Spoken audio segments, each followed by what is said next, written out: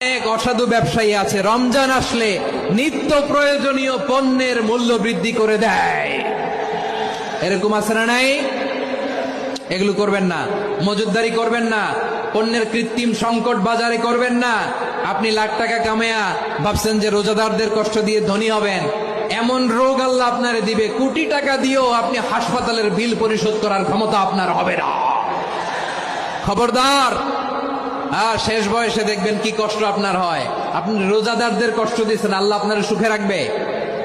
আল্লাহর দোহাই লাগে আমার ব্যবসায়ী ভাইয়েরা এটা করবেন না। আরব বিশ্বে আমরা দেখেছি, আরব বিশ্বের ব্যবসায়ীরা সারা বছরে ব্যবসা করে, রমজানে ভর্তুকি দেয়।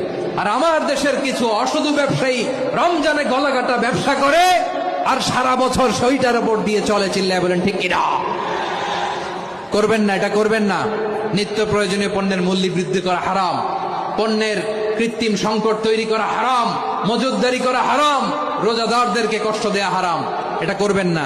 7 নম্বরে সর্বশেষ কথা, অধীনস্থ যারা আছে তাদের কাজের চাপ আপনারা কমিয়ে দিবেন। কাজের লোক, ফ্যাক্টরির ওয়ার্কার, স্টাফ, তাদের প্রতি যদি রহম করেন, আপনার উপর রহম করবে কে?